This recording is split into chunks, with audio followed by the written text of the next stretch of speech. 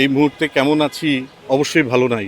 উনাকে ভীষণ মিস করছি। আর উনি এভাবে চলে যাবেন সেটা এখনো বিশ্বাস হচ্ছে না। যে দিনেই মারা যাক, মৃত্যু আসলে কখনোই কাম্য না। উনার মতো মানুষের খুব দরকার মিডিয়াতে, এবং যে মানুষগুলো সবসময় বিপদে আপদে পাশে দাঁড়ায়, মানুষের মন খারাপ থাকলে মন ভালো করে দেয়, এই মানুষগুলোর ভীষণ অভাব মিডিয়াতে। উনার অভাবটা এখন ফিল করছি। আমি আসলে উনার জানাজাটা পড়তে এসেছিলাম, উনাকে শেষ দেখাটা দেখতে এসেছিলাম। যখন কাজ হয় তখন যোগাযোগ থাকে, আবার যখন কাজ থাকে না তখন সবাই তার নিজের সংসার, বাচ্চা, নিজের মা বাবা নিয়ে ব্যস্ত থাকে।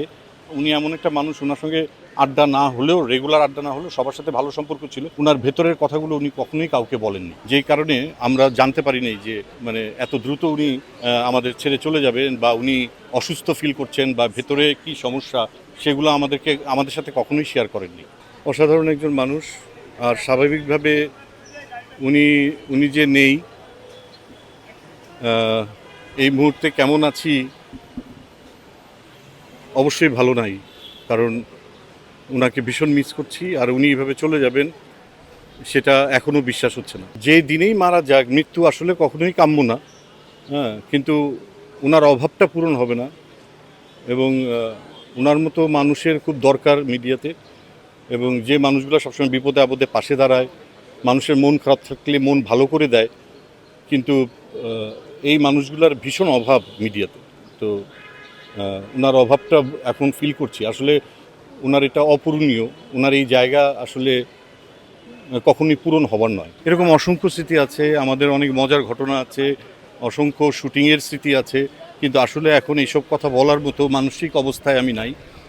আমি আসলে ওনার জানাজাটা পড়তে এসেছিলাম, ওনাকে শেষ দেখাটা দেখতে এসেছিলাম।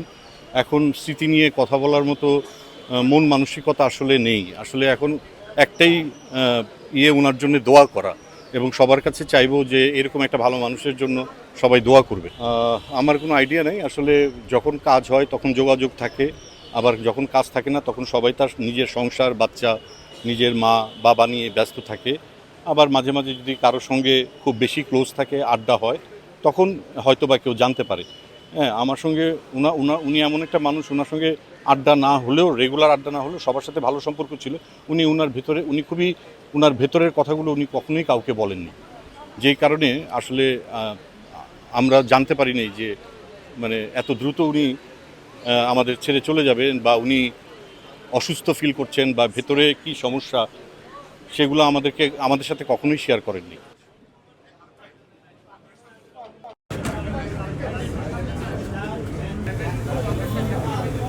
Tufan একটু চাপ, Tufan একটু পিছা।